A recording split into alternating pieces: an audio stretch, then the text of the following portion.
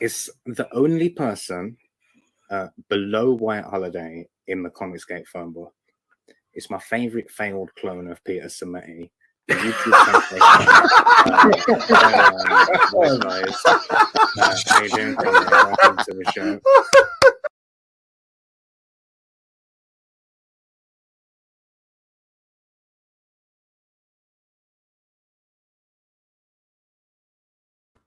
Hello. Welcome to WyzGyz's Entertainment. This is your host, Wyman. We are joined today by a very special guest, Matt C. How's it going, man? Yeah, doing all right. Doing great, actually. How about yourself? Good. Thanks for coming on the show. Yeah. Thanks for the invite.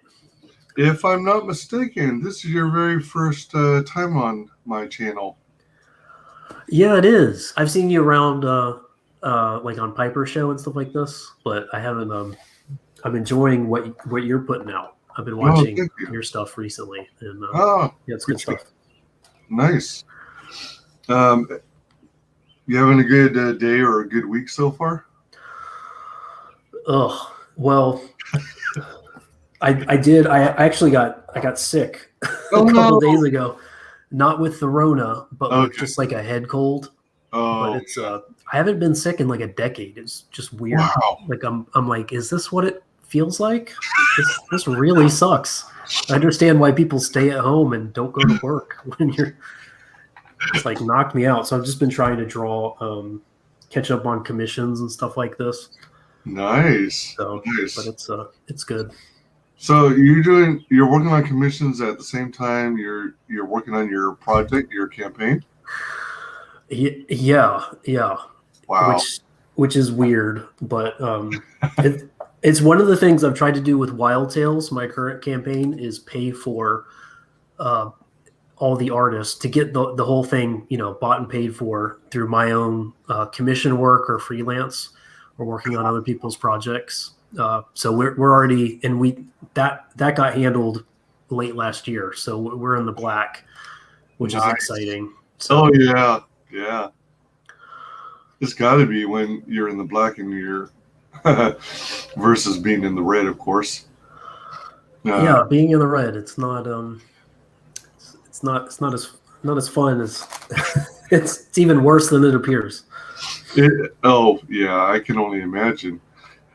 Is this your first Indiegogo campaign, or have you done others? I have done. I thought this is like your second or third one or something like that. Yeah, this is number 3. So 2020, I did both of these went out, both the Kyrie books. These are drawn, written, lettered, everything by me. So wow, just high adventure in North African ancient Rome kind of settings. So heist, adventure, romance of the sands, kind of trekking through, history that was ancient to people in the 3rd century, which is kind of fun. So Indiana Jones and ancient Rome is kind of how I pitch that. And Wild Tales is an expansion on that. As I work on book 3 for Kyrie, I thought I would hire some of everyone's favorite artists to work on short stories that I've written or co-written. Ooh. And that just kind of expand the IP premise of the Kyrie verse, where the whole like conceit of it is that it's people of ancient to us dealing with their own fun forgotten realms and treasures, and digging up their own past and in order to stop the future from becoming a totalitarian regime or something like this. So the characters of Wild Tales, it's some of the same characters that you find in the Kyrie books, but now these characters themselves are the relics. So there's people in 1904 in the war between Russia and Japan fighting over the cremated remains of a Japanese witch who who had a love affair with a dragon, and they're trying to resurrect the dragon in order to perform to take over the world basically through that. Or it's we're doing like a fun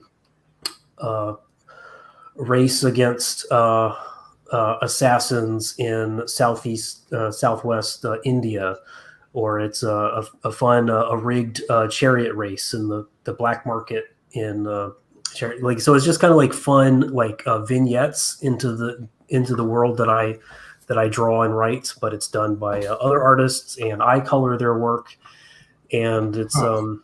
It's an anthology, and it's only $15. Oh my goodness! So it's it's a blast. Sweet. As you may or may not be familiar, it's customary on my channel to kind of do a deeper dive and get to know the creator more. Yeah. I wonder if you do the honors and share with us what kinds of things you were into as you were growing up, what, like movies, cartoons, toys. Did I say cartoons? And then maybe what your key milestones in your life that led you down this road of becoming this crowdfunded comics artist? Those are great questions. I would say so. I grew up overseas for a bit, and it was during like pivotal times when I was like 9 and 12 and stuff like this. And it was in different Commonwealth countries, like New Zealand mostly, and also a little bit in Canada. And that's really when I got exposed to comics. So it wasn't American comics. It was stuff like Tintin and Asterix and, like Franco-Belgian stuff that the kids were reading over there. And so comics to me, that's what I first got excited about. And that was comics that were high adventure, usually globe trekking, had kind of more of a whimsical style, perhaps, the Lean Claire thing. Not necessarily that, but just, pushing whether it's more like a Disney-fied approach or right. Yeah, that makes sense. And then I came back to the States and everyone was reading Spawn, which I liked, and I was willing to buy the toys, but the comic itself, I was like, I just don't know, it's just there's such a framework to American comics here, at least by the 90s, where it was very difficult to get to find a spot to jump in and be able to catch up, without having access to like a regular local comic shop. Yeah, true. So it was a challenge. So I just kind of dropped out of comics as a result, because I couldn't find the comics that I knew and loved, or find the same sort of approach here until college, when I was going to art school and trying to figure out how to get into storytelling for film, whether it's storyboarding or concept art and stuff like this. And I had some dumb idea that's actually it's a job that you can reasonably get. And though I was like disabused of that, but then I just realized that storyboarding is sequential visual storytelling, and that's a fantastic way. You don't have to do storyboarding in service of the film industry or animation to tell stories. You can just make finished art of those storyboards, and with a few there are some peculiarities to comics, but mostly that's already a foot in the door to figuring out how to tell your own stories through comics. So I got back into comics as from that, and there was this was the mid 2000s when there were a lot of anthologies coming out, like Kazu Kibuishi's Flight series, and just everyone was like, every animation studio was doing their own anthologies, like just seeing different people throw in with different styles, telling really compelling, interesting short stories that would just grip you for like 12 pages, and then it was done. And I just love that ephemeral nature of like, it might kind of be easier to tell a great story in, you know, a 12 issue arc than it is to tell it in 12 pages. That means there's no meat on that, or no fat Oh on yeah, the bone. you don't You have know? to wait for it. Yeah, it's only meat, and I liked that a lot. So I always told myself like I would tell my own stories. I'd draw, which is what I'm doing with Kyrie. But at some point, I wanted, I don't know, and everyone, especially in crowdfunding, everyone's trying to figure out how to reclaim something that really kind of sparked their interest to begin with comics. And for me, one of them is anthologies. So that's what I'm doing here, just paying people, you know, that I know and love who do excellent stories, just getting them to fill that out. So and another thing, so trying to figure out how to like tell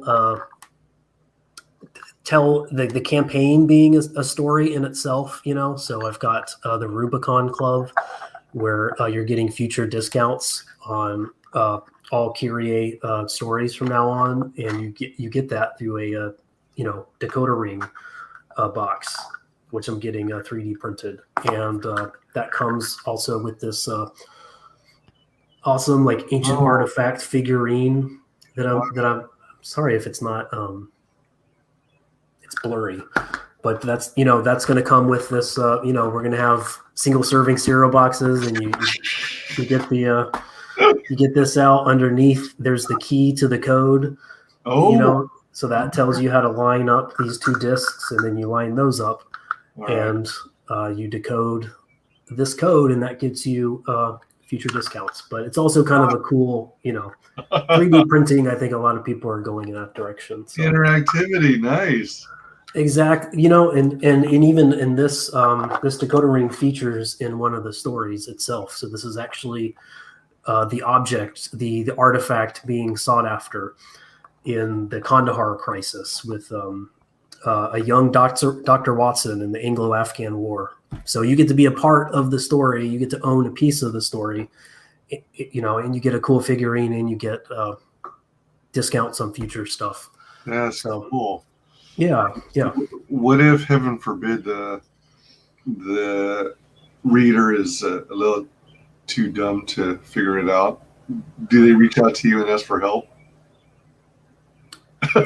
Absolutely, yeah. Well, I am trying to do a fallback on that, because I know that this is kind of complicated, and the fallback is I'm just keeping a mailing list of everyone, you know, who purchased this, and I'll follow up with them to make sure that they have it all figured out. If I need to spell it out, I will.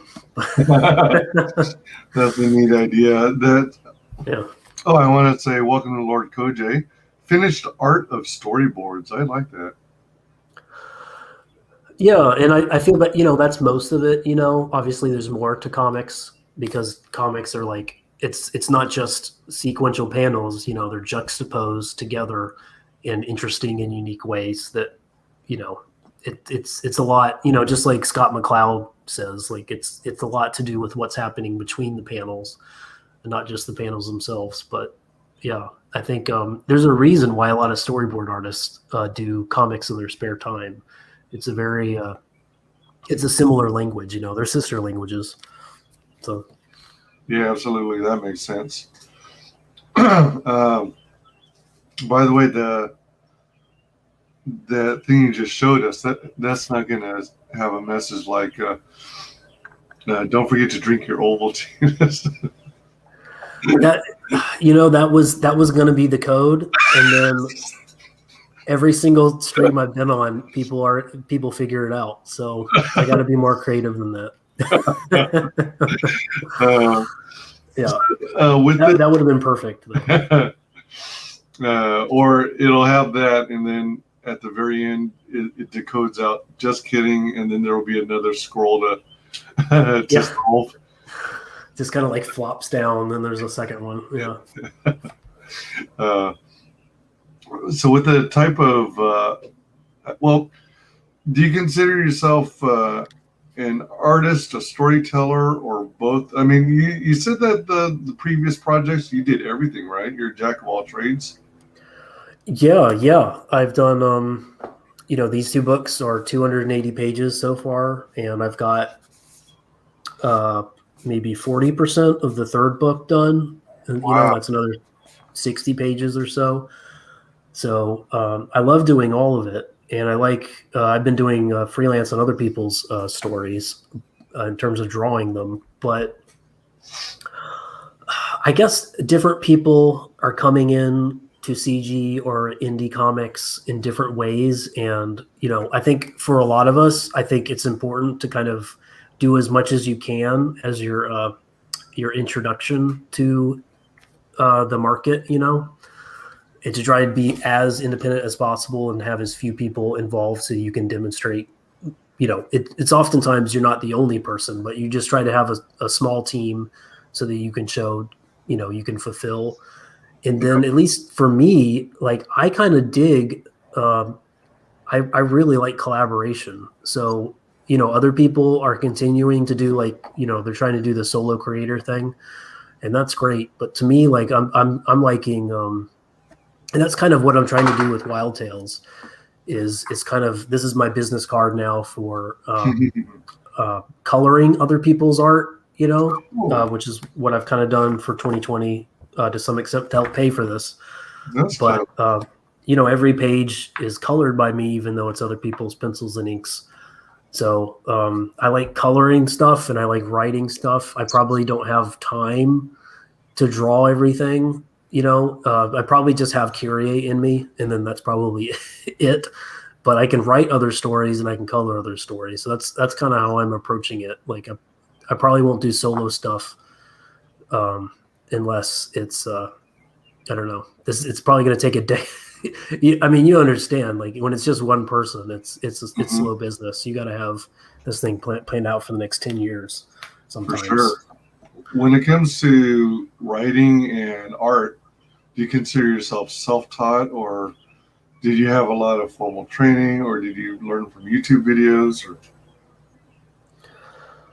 Well, I went to art school for undergrad, but I kind of got more of a realistic training from that, more or less. So I kind of feel like, as far as like what I'm presenting as a, what I'm putting out for sale as a comics artist, I kind of think all that's self-taught, and to an extent, like you go to school, like you're not getting taught a style usually, unless you're just trying to mimic something, but you're teaching that yourself, So I guess, to some extent, like every style is self-taught, I suppose. But in particular, I just kind of 15 years ago, I was just finding weird stuff on, back when people were still on DeviantArt. This sounds weird. Oh no, my video died. Sorry. I hope I'm still here. I thought you intentionally turned off the camera. It crashes sometimes. Oh. Yeah. That's on the video camera logo with a lightning bolt or yeah, I guess that means it's not. Yeah. I'll try to fix it. But yeah, no, I think I'm a self-taught artist when it comes to this stuff, So yeah. Sweet. And the types of stories you're telling through Kyrie, are they drawn from your interest in history and cultures and other lands, travel? Yeah, like that's something I'm trying to figure out myself. I guess it is from traveling a lot as a kid that got me interested in that. And I think getting to know a culture through telling stories about it is it's a fun way to explore that, like you read up on it. I think it's a lot of fun. It's kind of a puzzle in a way to pick a century, pick a place on the planet, and there's going to be some notes you can take from what is historical to that period, and then there's going to be some gaps between that, and it's fun to tell a fictional story that can fit within those gaps, but also incorporates what we do know, which I think is neat. So there's historical characters in the Kyrie books, as well as in Wild Tales. There's Queen Zenobia shows up. Her son Lucius is a big part of the story. He disappears at age 12 thereabouts, after her failed revolution in the late 3rd century, and so I just pick him up and say he gets smuggled out of the city by one of my characters named Myra. She's like the female protagonist of the Kyrie books, and he gets raised to be a thief and a treasure hunter like her. So we're gonna see, that's kind of what Wild Tales is, as a sort of a sequel to the Kyrie books, seeing an older Myra teaching a kid, a woman who's never had kids, teaching a kid who lost his parents how to make it in this world with a trade he wasn't, a life he didn't want, a trade he wasn't asked about. He was just it was thrust upon him, and now he has to deal with that fate. So, yeah. Nice. Yeah, I mean, that's what sets your book apart from other titles. It's quite fascinating that you're like drawing from all these sources and yet making it your own form of fiction. And so is it pronounced Kyrie? Because I keep wanting to call it Kyrie. No, Kyrie's fine. It's all Greek, so it's and Kyrie. I kind of like. I mean, I say Kyrie a lot too now because it's 2 syllables instead of 3. It's however, if you know how to spell it, if you know how to find it on an Indiegogo, you can call it whatever you feel like. Well, there you go. Yep, sounds like a plan. So we Wild Tales of Kyrie, or Kyrie, #1, an anthology of high adventures across time. So let's see, you're at, back on May 13th, you hit 7740. That's nice. You're at 8317 right now for 193 backers. Did you are you the type who looks at all the analytics and looks behind the scenes at your different campaigns over time and compares to monitor the progress and how each one performs over the last? I can follow the gross numbers and the backer count, but I can tell, like, I'm kind of ignorant of the finer details of that. I kind of want to be better at that. We've raised more in a shorter time period than we had in the previous 2 books. So nice. That's a success in my book, but it's but it's fun because that's these landscapes always change. I've kind of done less live streams and less of my own kind of YouTubing. As a result, I think a lot of this is really from the mailing list and people who have backed it in the past, and a lot of word of mouth, and honestly a lot of like Twitter, I guess, engagement. I think, where people just kind of see me in the chat on other people's shows, and they're like, "Hey, there's that guy I just kind of joke around with, on the show. Like, oh, he's got a campaign. I didn't even know he made comics. I just thought he's a guy in the chat." And that, I think, there's a lot of ways to get to know someone if they seem like a trustworthy sort of person. It's not. Videos aren't the only way. It's a great way, but yeah. Well, I think it also helps that, if I'm not mistaken, your Twitter profile pic or your avatar is one of the characters from your books, and the description references your comic as well. So that definitely helps redirect traffic to your campaign. and that's always consistency. costs. Yep. Is that, Yep. I got it figured out. is that a microphone? Oh yeah. This is the thing everyone was buying in 2018. Oh yeah. Snowball. Oh, thing. they made black snowballs. I kept thinking that they only made white snowballs because of the name. Yeah. I think not a lot of people actually buy the black ones, but or they get the better one. There's like a one above this, but I just got the snowball. Okay, good deal. Yeah, you got your camera fixed. Cool. Do you just have to reseat the cable? Yeah, I just plug it, unplug it. And, Oh, nice. Yeah. Let's watch this trailer here.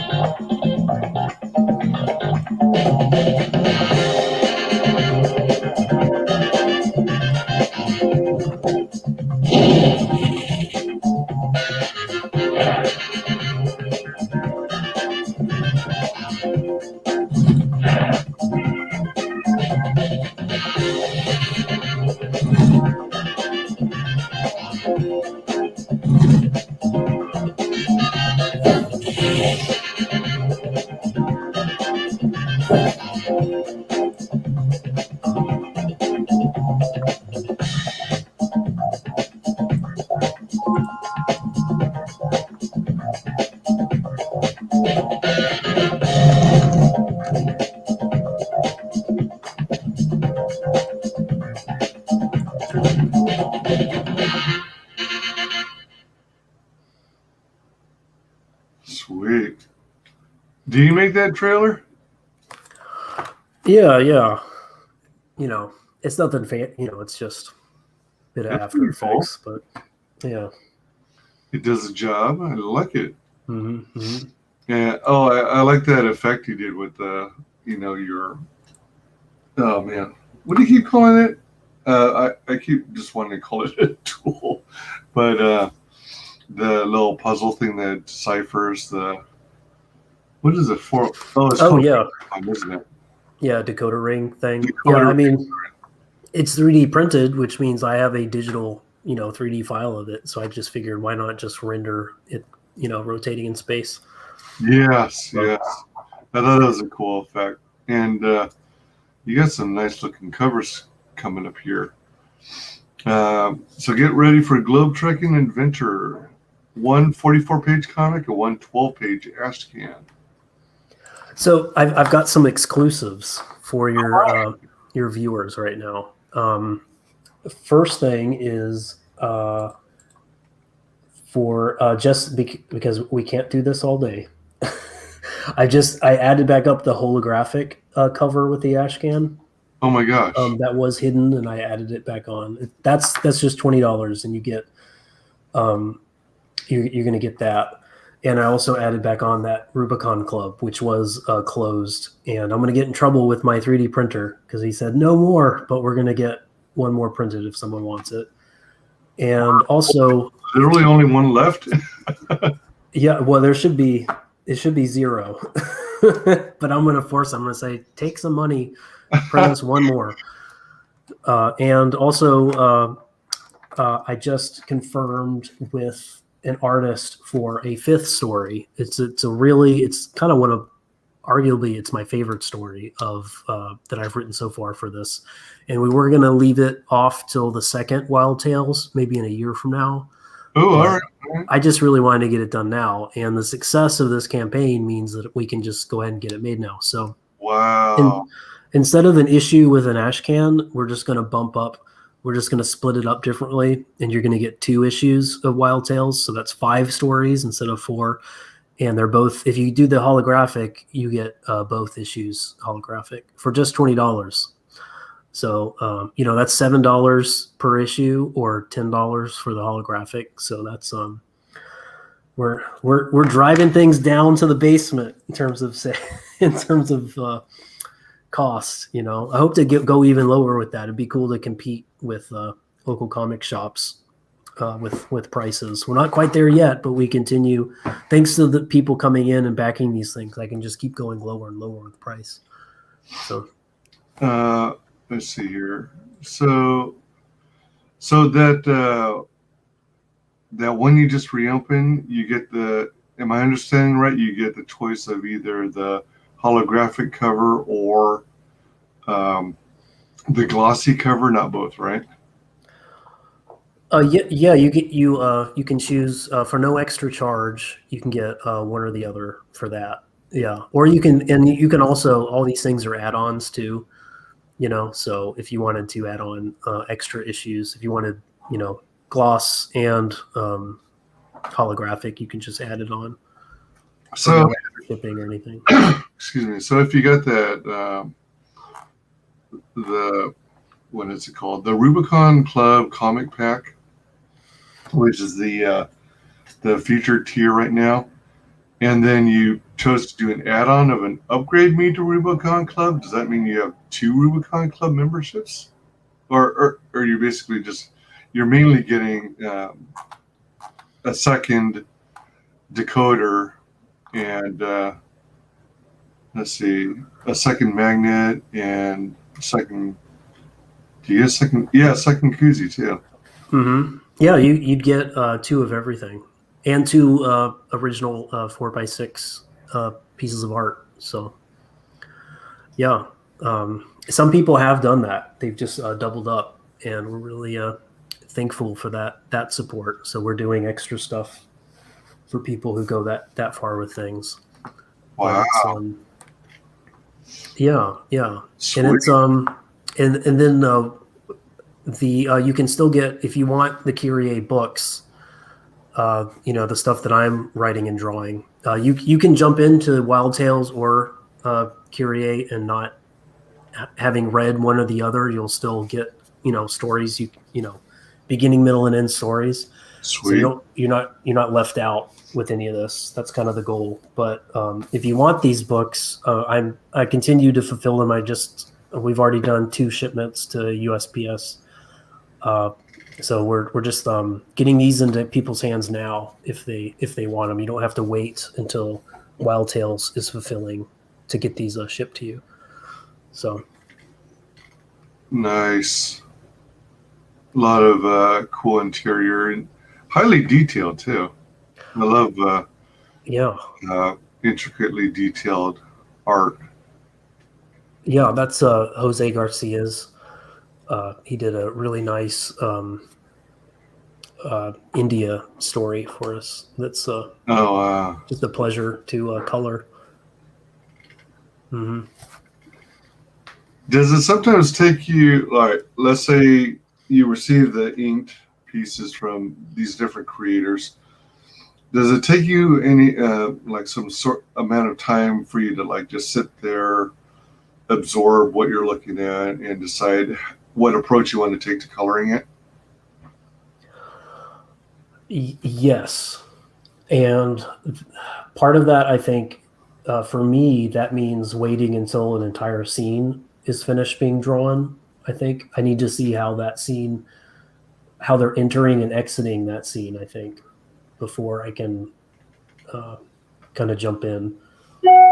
Yeah, and that is a challenge. It's kind of fun. You can, another approach, and I've done this before for some of this for Wild Tales, is you just pick something in the middle of the scene, and then you work out from there, and that can be kind of a fun thing too. But yeah, it's weird, like writing a story and then handing it off. And, the way I do things is I just kind of trust. If I'm selective about who I find for you guys to draw something, but then once I find them, I give them a lot of creative latitude, So I kind of feel like you should trust, like the artist is really the actor, and I think it's important.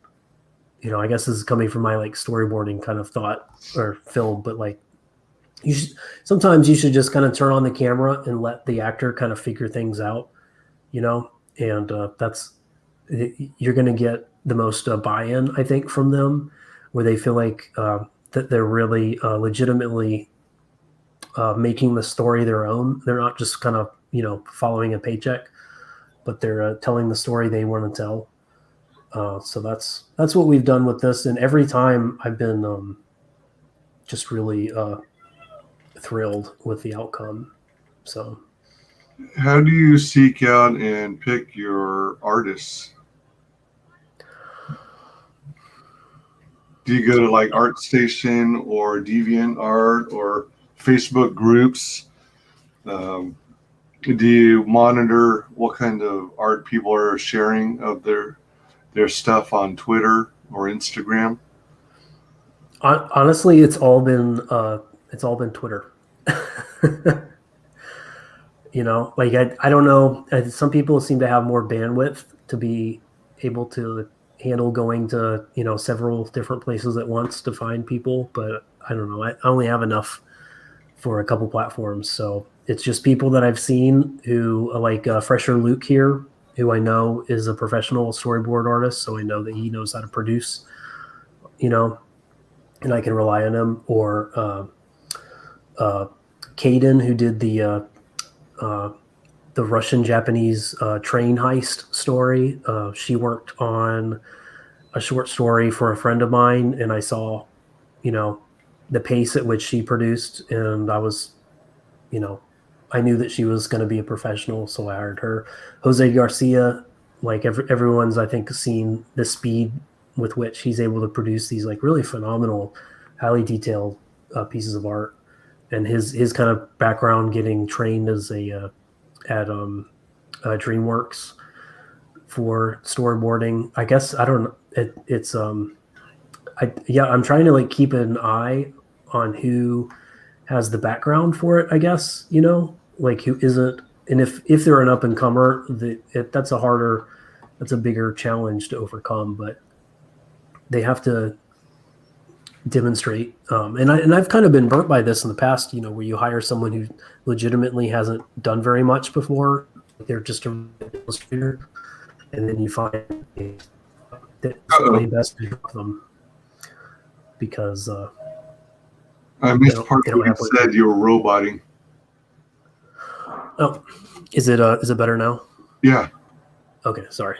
Yeah, I for one of these stories, I had to drop an artist and find someone who was more professional. It's none of the ones that you're seeing here posted here, but it does pay to you know, you can give opportunities to people who are excellent illustrators, and you can tell them like, hey, you know, you draw really well. I'll coach you through what it takes to make comics. And I just don't think most people are prepared for that unless they're already doing that independently, you know, in their spare time, or already have a history of doing it for paid work. I don't think it's probably, and I'm learning this the hard way, it's probably not my responsibility. It's not, you know, us as writers' responsibilities to train people to be professional comic artists. I think that's entirely in their hands. And yeah. It's makes sense. It's logical. Yeah. I like this piece here too, especially this part of the image on the right-hand side and down below. Yeah.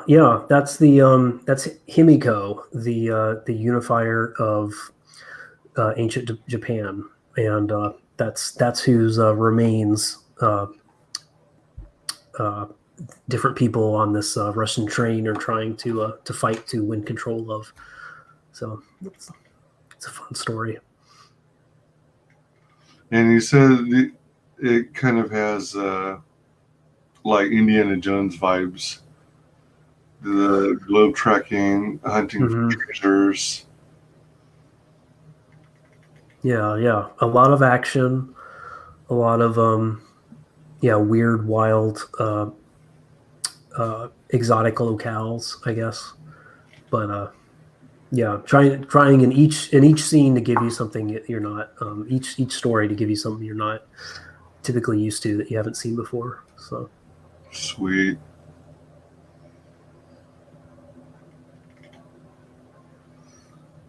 Wild Tales of Kyrie or Kyrie, Rebel Gambit, Spectre of the Witch, and Felix Palmiriana. Exclusive decoding cipher. That's the name of it, Decoding Cipher. Yeah, yeah. It's kind of more than a ring, I guess, because it's really like a treasure box. So. And this weapon here in the hand, that's an actual traditional weapon, isn't it? Oh yeah, do you recognize it? It's It looks kind of familiar. I don't know the name for it, but that so there's a sword that was given by a ruler in Korea to a 3rd century female ruler in Japan, and there's like a Himiko tradition, and then there's I forgot her name. There's another tradition, and some sources feel it might be the same woman, but in either event, it's a woman who brings together through force or through persuasion. She collects the different tribes together, at least in the south of Japan, into a centralized power structure. And Korea pays homage to her with a sword that looks just like that. It's like a 7-pointed tree, kind of branching tree sword. So I'm paying respects to that by having it be a dagger in this instance, because we're still playing. For those who know, they'll probably appreciate, like, oh, that does look that looks traditional. I wonder what's going on here. But yeah, it's a little bit of creative license going on. Ash can cover. Wild Tales, all new adventure. Yeah, so that'll be that'll be what you get. This will be the issue 2 now cover, and you'll get that holographic if you want it. So that's you can see that's so Dr. Watson has a wound in his, like, he's got an old war wound in his leg, famously in the Watson and Holmes stories, and he got that, and it's never been canonically defined, but he got that in this particular war. So I thought, let's have him be a medic out in this war, and let's show how he got the wound. And he got it by hanging out with these 2 ruffians that you see in the red coats. They're 2 characters from Rudyard Kipling's The Man Who Would Be King. So they're running around together and trying to stop these Bengal Lancers from stealing the diamond nose of Ahmad Durrani and bringing it back to the Punjab and reinstating a Sikh empire with this diamond. So, and they're going to use the decoder ring to do it. So, Wild Tales is an ongoing anthology of short stories set in the Kyrie universe. Each story is envisioned, written, or co-written by Kyrie creator Matt Crotts. Showcases an exciting variety of cultures and action scenarios across time. Serves up themes and characters you know and love from the Kyrie graphic novels. Rubicon Club for just $49. That's a hell of a deal, man. Let's see here. Ongoing where was it? Ongoing anthology. So on all your subsequent campaigns, is there going to be a Wild Tales involved? I think so. I think it would be fun. The next big thing for me, like the campaign that I run, is probably going to be Kyrie Book 3, but I think it would be neat to throw in, the next issue of Wild Tales, because the Kandahar Crisis is a part 1 of 2, and that part 2 is going to be with Holmes and Watson in London, dealing with the fallout from that encounter in Afghanistan. So I think it'd be neat. I've already promised that that's going to be with whatever the next campaign is. So I think it'd be neat to kind of offer up both at once, so people don't have to wait too long. Because that's another thing, right? Like you don't want to keep people waiting. You can give them a good story and you can fulfill it fast even, but if it takes 2 years to produce, before you can offer a campaign again. Understandably, people are they're gonna forget. They're gonna be like, "What was the story again?" Oh yeah, I think I liked it. Yeah, So, they're gonna be bummed. I mean, Yeah. it's challenging enough with annual issues. Yeah, But absolutely. I know it takes work to get these things out. So I try and be understanding, even if I may be chomping at the bit at what comes next in the story. Let's see. So, yeah, I guess in that regard, I use all the other campaigns that come out, and check out that material to hold me over until the next big annual issue comes out. Yeah, I've been there. Rubicon Club includes the Rubicon Faux Suede Koozie, an iron-on Rubicon patch with gold thread. Is it gold colored or is it supposed to be literal gold? Well, it's. I don't think it's literal gold, but it is metallic. So it's not just yellow. It's like shiny. Oh, so it's got I shininess. don't know if you can see the glint on that, but it's Little bit. it's more than yellow. Okay. Let's say that. All right. Yeah. So And it's all made, it's all done. And the decoder rings are getting made now. I get updates every day from the printer on that.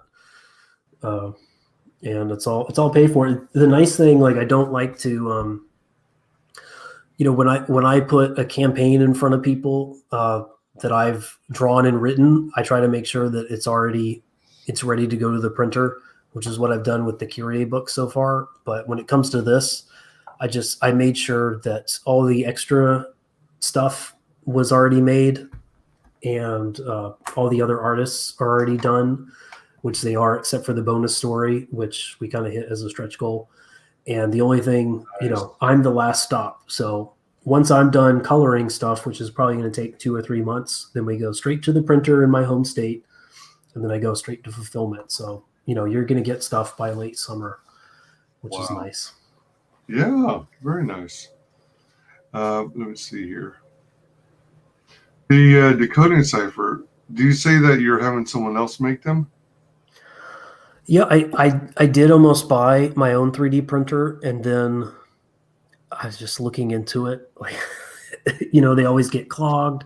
There's just a lot of like technical know-how to make sure that, to be able to troubleshoot inevitable issues. And I just found it's just better to hire someone who, does this for money, who has experience with it, and to pay them to figure out how to unclog it every day.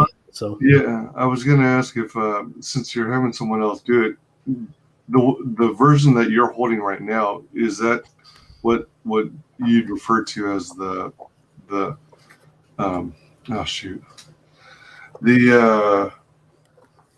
prototype? Yeah, the prototype, or I forget the other term. Like when you are getting ready to print your book, you get a preview copy, if you will, or you pay for the copy so that you can look it over one final time before they do the huge print run. Yeah, I actually, before I hire someone to do 3D printing work, I do hire them to do an example. So that's what these are. And also, by the way, they're hand painted by me to give that copper feel. So you get like a interesting patina, Nice. But yeah. So I get an exam. I pay for a couple to be made, and then I make sure that they're both great and consistent, and then I get them going on the full order. But yeah, it's definitely important to know that they can, they can do a few before you hire them to do, 80. Yep. Absolutely. So the Rubicon Club also has 2 exclusive magnets and original 4x6 drawing. Let's see, the let's see, 3D printed with real marble dust PLA. Is PLA like a powder or a? Yeah, it's a type of plastic. Oh, okay. So they call it marble dust because it has kind of like a cookies and cream sort of look to it. You know, there's like little Right. dark dots in it. You know, Yeah. so it's a really nice, resilient.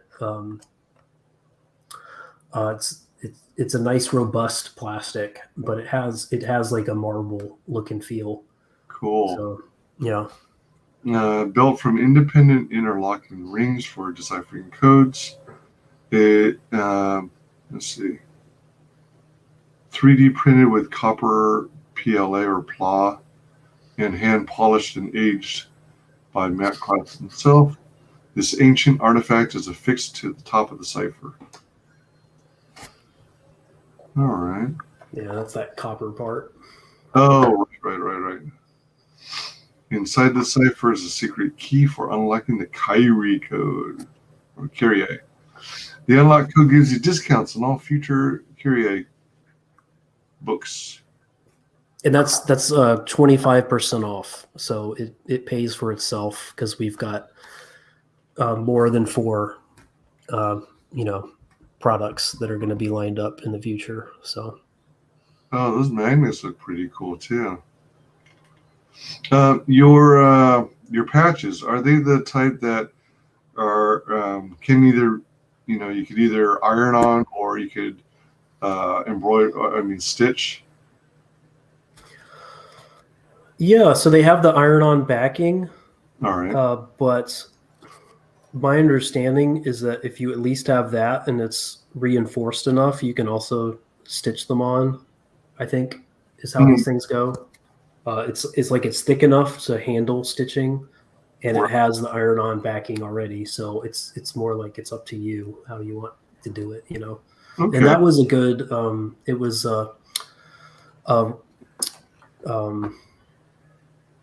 it was Psy and the Red Valkyrie, like that group that told me, like, hey, you should really do a patch.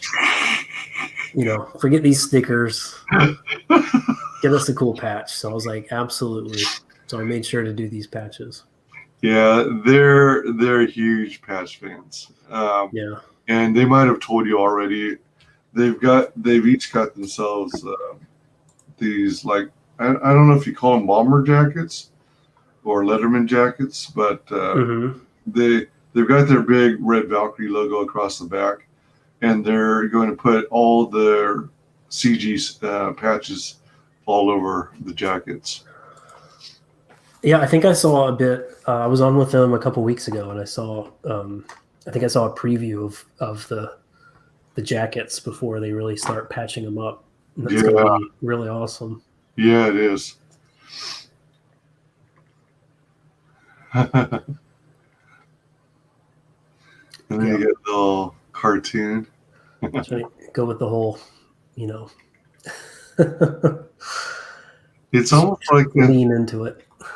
It's kind of like the Little Orphan Annie kind of advertisement. Yeah. Wow, look at that. That's cool. Yeah, so it's fun, like it's I think this, like, adventure treasure comics is something that is relatively unexplored, I think, right now. And there's a lot of room for it, a lot of room for more than just me here. But and there are some other people doing it too. But I'm really trying to, I guess, push the boundaries every campaign with giving people stuff that has that sort of high adventure feel, so they can really enjoy it. So with the gloss cover, is that basically literally gloss as opposed to matte finish? Well, you're right. I should be specific. So the printer calls it gloss finish. I would say it's a little more. I should get the holographic. Where is it? it's not terribly I'd say it's like standard comic. Frankly, I think that they're calling it that, because standard comics are kind of slightly glossy. It's not really shining very much. But let's show you.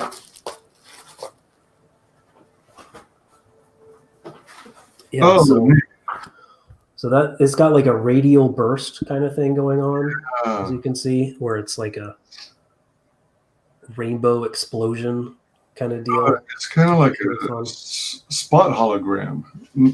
It's not the entire cover, it's specific areas like the background.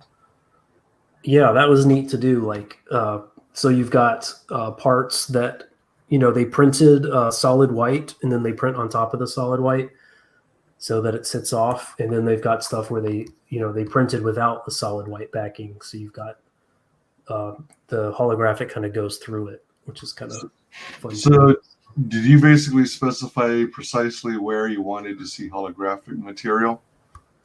Oh, yeah. I gave the printer a layered file where it was like, please, this layer is called, this is where spot white goes. Like, follow this exactly. Okay. And, so that's going to be fun. And then, of course, I'm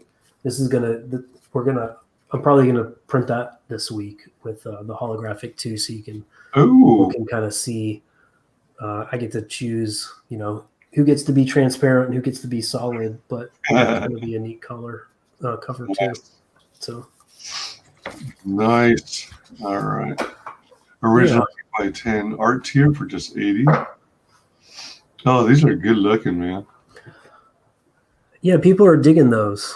I just did one. Who was it? It's a character. What's her name? Aisha Clan from Outlaw Star. Oh, not familiar with her. Sounds cool. Let me show you. Let me share. I'll share screen so you can see another example of. All right.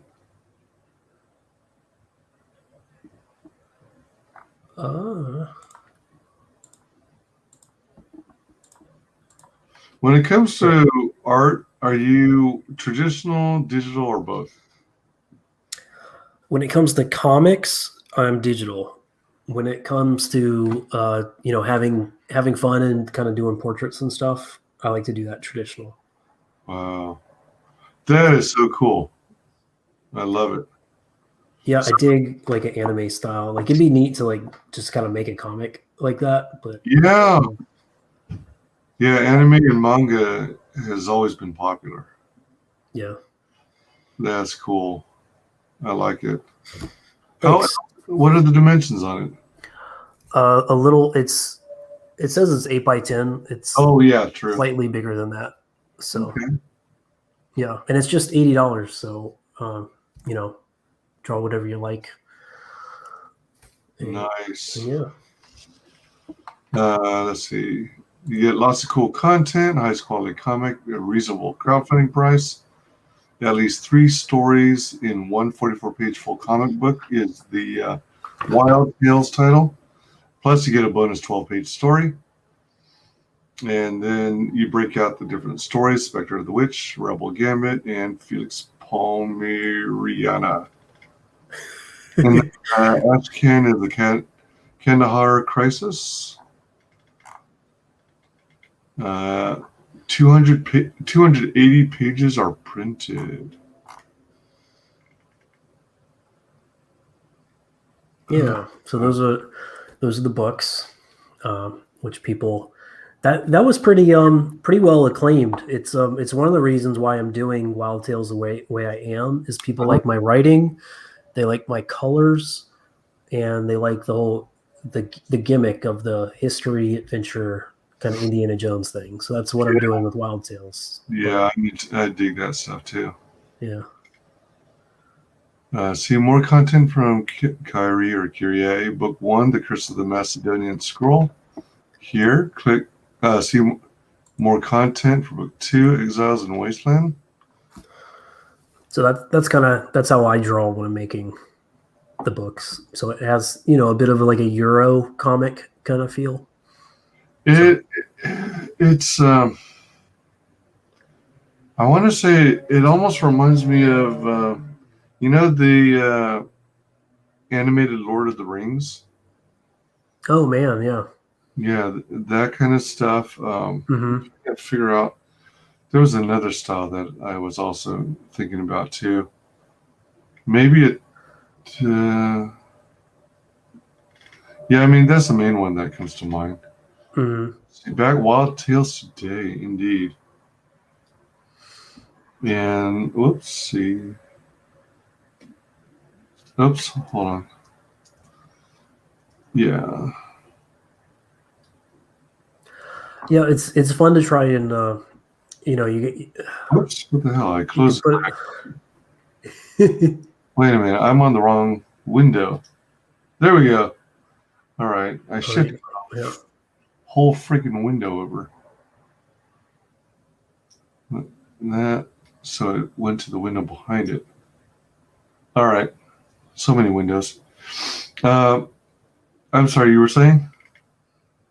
Oh, what was I was just saying, I think, you know, it's people get excited about their own campaigns and they try and put a ton of content on there, and I may have put too much on here, but I just wanted to show people, you know, we've got 4 artists now, 5, you know, 5 different artists, so I just wanted to give examples of each of those and showcase the decoder ring, decoder box, and yeah. On the fun. next. Oh, go ahead. I'm sorry. No, it's just it's fun to put these things together. So On the next Wild Tales, do you anticipate bringing the other artists back, or do you want to work with 4 or 5 new artists every single time?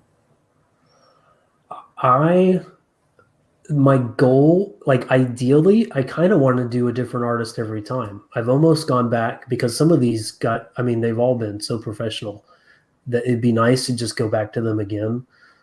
Because I know I can already trust them to produce, but it's really kind of a fun adventure in itself, you know, to just continue to give people like a buffet that gets more and more varied, you know, with each issue. So unless something terrible happens and I literally can't find anybody, like I think it would be really neat to just keep giving you different artists every time, you know. And like kind of this, like loosely, the rule of thumb has been the closer you get to our time period, the more realistic it gets, and the farther back in time, the more cartoony it gets. But maybe I break that, you know. But we'll see. There's always new artists. That's fascinating. I hadn't thought of that. That's trippy. You know what? So I was going to go over the perks, but I have to update this, I think. You're at 194 backers or 84.95. Oh wow! Thanks, guys. So you may want to assign another tier as your featured. Yeah. Oh, someone bought Rubicon Club. I appreciate that. Who are those? Wild Tales PDFs are $7 for those. Well, they're quite popular because you already sold 28 of them. That's handy for those who may be international and don't want to pay shipping costs. But there are actually some people out there who really enjoyed the digital format. I'm not one of them, but people out there. For 15, you got the gloss cover and ash can. Sweet. Books. Then we've got the next tier, which is holographic cover and ash can. And then we've got Kyrie graphic novels 1 and 2 for $35. Yeah, that's a huge deal, man. Yeah. Well, it's one of the nice things about doing it all yourself is you don't have to pay yourself, right? So I can afford to print them cheaper. Yeah, that's an advantage. Oh, out of curiosity, I meant to ask, did it take long for you to teach yourself how to letter? It should take me longer. I think there are people who have more experience than me who have taught me a few things over the last year. So I'm always learning with it. I think I've learned to appreciate it more of an art in and of itself. Honestly, it does have a lot of rules that if you break them, you better have a very good reason for breaking them. So, that's interesting. Learning that. So, Kyrie graphic novels 1 and 2 in this bundle. And then the 8x10 original art commission, sweet. 5 out of 10 claim, so only 5 more to go. If you want to get in on this, better back it now. And then we got the Kandahar Crisis original page, 6 available. Kandahar Crisis. That was that the Ashcan or the? All right, it was. Yep. That's drawn traditionally. So we've got those pages on illustration board that get shipped, and I don't make, all the $100 goes to the artist. I paid him already, but he also can sell them, and I'm just giving all that money to him, and then he ships it straight to you. Oh wow. Wow. And are these what, 11 by 17? Yes. Okay. Yeah, he draws pretty big. So nice. And then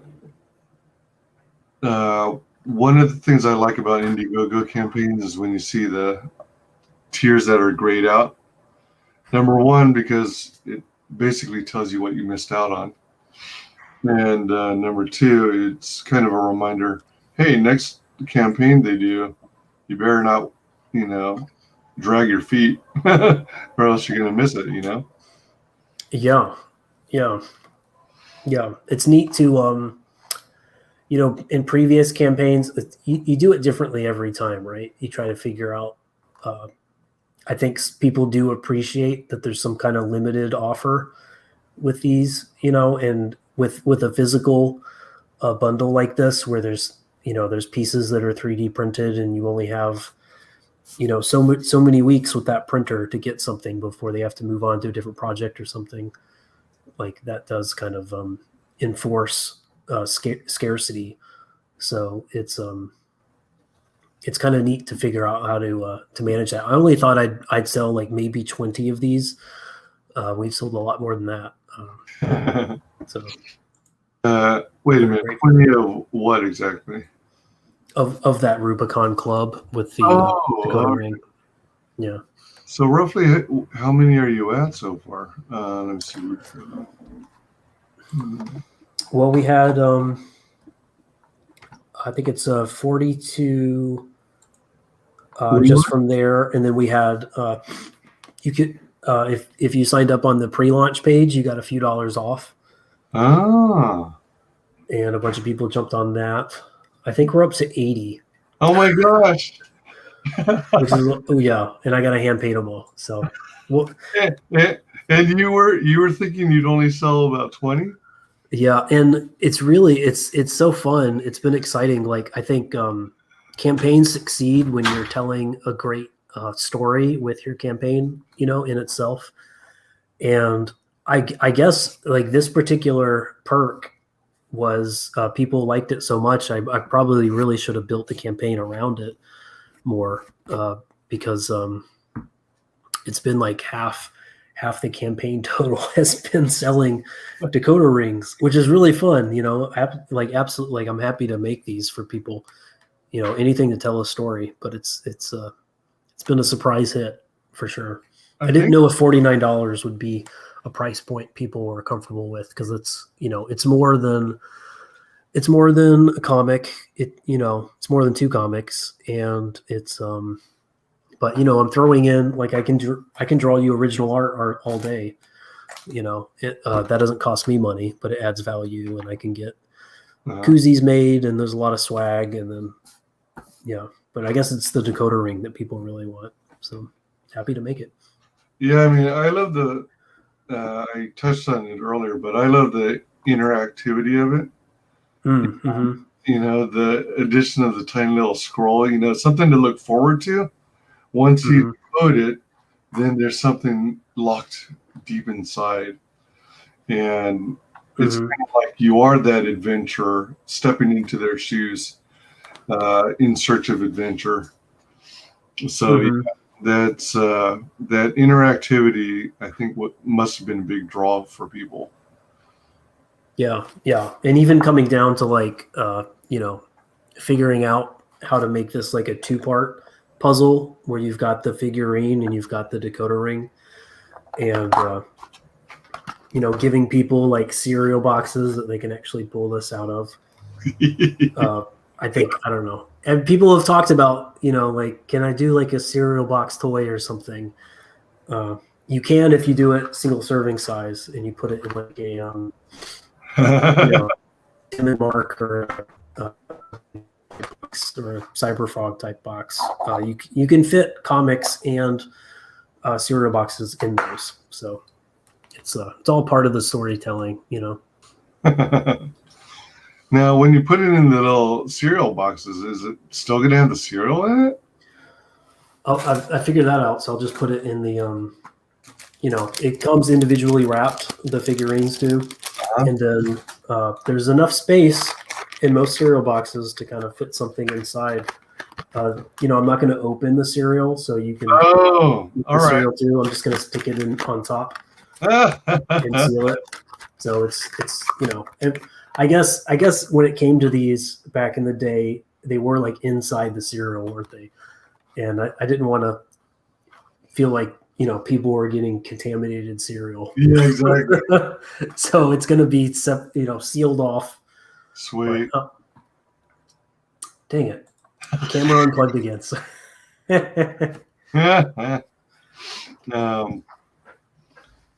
Welcome, Sugar Chris. Good to have you. Hail all. I made sure I was a club member. Sweet. Oh, hey, thanks a lot. Yeah, so if you haven't backed this book, why not back it today? It's in demand right now, so you don't want to miss out. If you've already backed it, congratulations, and thank you for the support. If you might consider getting some copies for friends and family. Back it once, back it twice, back it 3 times a lady. And absolutely. If you haven't had the chance to back it, or you don't have the means to do so at this time, please consider sharing it all over social media. Let's get some more eyeballs on this cool campaign.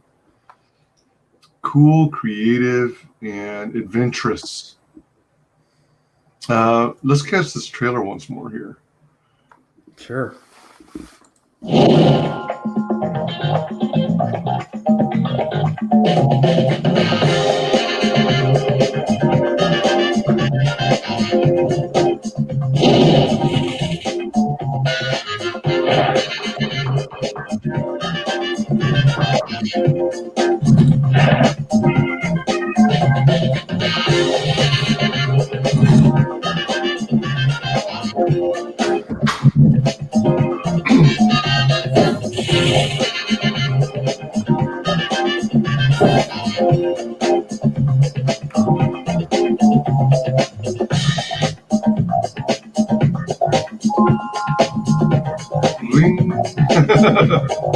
Yeah, you like that?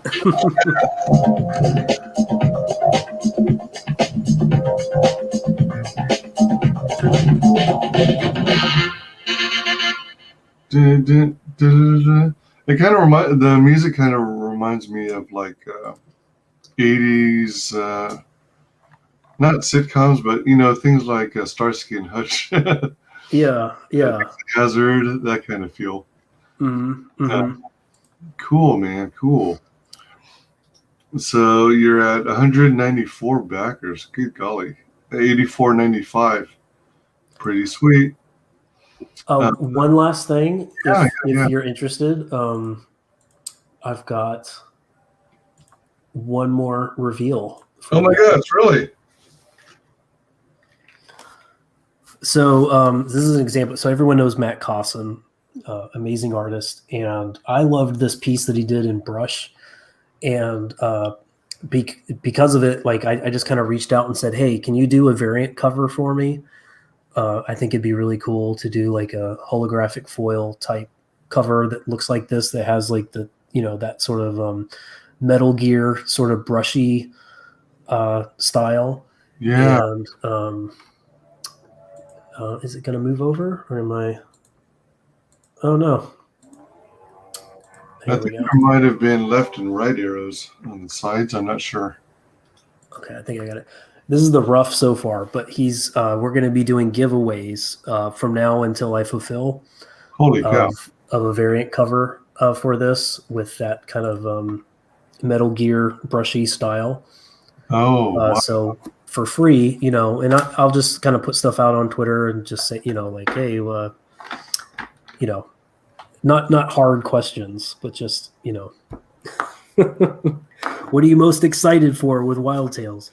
Something like that, and we'll be putting these into your order too, of just for no additional charge, just cool variant cover art by the great Matt Cosson, the other Matt C. So nice. That's one last thing to share with the campaign. So that inked piece that you first showed, was that just one of his other pieces of work? I'll bring it back up. Yeah. Show an example of his style. Yeah, I think so. Normally, he's breaking out the Prismacolors or something, but he brought out like a brush pen for this, for like a drawn and quartered. Really? And I thought it was really exceptional. So we're paying him to do something like this, but with the Russian Japanese story, and nice. he's gonna for you guys, so you can get this for free. Just have to answer a stupid question or something. Yeah. But it'll be a limited run, I promise. This is going to be something to look out for. But I'll be updating people once I get the art, so you can see what it looks like, and if it's something you want to get in the running to receive with your order when we finish things late this summer. So. And is going to be a variant cover? Okay, all right. Yeah. In addition, you'll still get whatever your order is, but in addition to that, you'll also get the variant. Yeah, I did a lot of prints in the last campaigns, and I thought, I don't know, it's kind of tough. Like for the book twos, I like rolled up everyone's posters and then like sealed them like a scroll sort of thing, and shipped those out, and that was kind of fun, but it was a pain. I don't think. I bet it was. Yeah, you can imagine. So that's cool. So no prints this campaign, just variant covers. Okay. Well, you got all this other cool stuff too. So the figurine and the decoding cipher. So very sweet.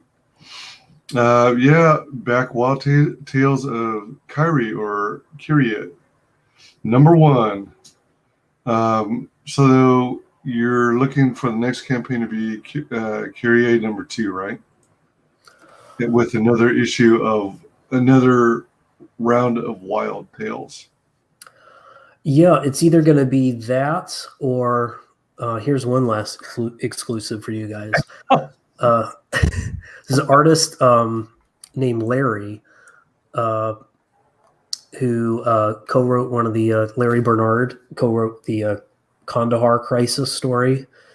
He's a really cool guy, lives in my state, and he pitched me a script for like a sci-fi, like a cyberpunk sort of story that I really dig, and I've been itching for years to figure out, like, you know, I like drawing the history stuff, and that's really fun, but drawing tech, you know, kind of getting really good at that, I think would be a really fun kind of explorative departure, you know, just, you know, continue to do the Kyrie stuff, but kind of also have this going too. I think it would cover a lot of grounds.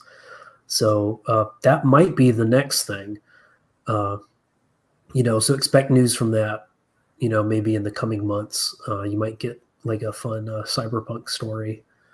All right. But yeah, but either way, you're going to get Wild Tales every time. So Nice. All right. Definitely fun getting to know this, you and this campaign better. I am going to give you the floor here. Would you share with the world how you can be found on social media? Yeah, you can find me at Matt Crotts on Twitter or Instagram. And that's really it. I'm not really doing YouTube. I'm just kind of hanging out with people who do YouTube better than I do. But Twitter is probably the main way to find me. And yeah, if you just look up Kyrie on Indiegogo, you're going to find all the campaigns. You can see the sort of artwork that I do and the artwork that I'm hiring other people to do. And, you know, with every campaign, you're going to be able to pick up all the previous books. So there's always a chance to jump into Kyrie. So I appreciate all you guys' support, and I look forward to fulfilling this campaign for you. Sweet. As usual, if you want to check out my social media, you'll find it in just about every one of my streams. Just look in this stream description. Please like, comment, and subscribe. I think I'm at 341 subs, which is pretty cool. Oh, nice. Congrats. Grinding my way up. And mark all notifications, so hopefully YouTube sends you word whenever I do a stream or video. And I want to thank everyone in chat. You guys are awesome. Thanks to everyone who watches this on replay. And thanks especially to our very special guest, Matt C. Yeah, thanks so much, guys. Y'all have a great evening. See you on the next stream. Bye. Final guest that is the only person below White Holiday in the Comicsgate phone book. It's my favorite failed clone of Peter Sammetti. The YouTube sensation. WyzGyz. How you doing, Conrad? Welcome to the show.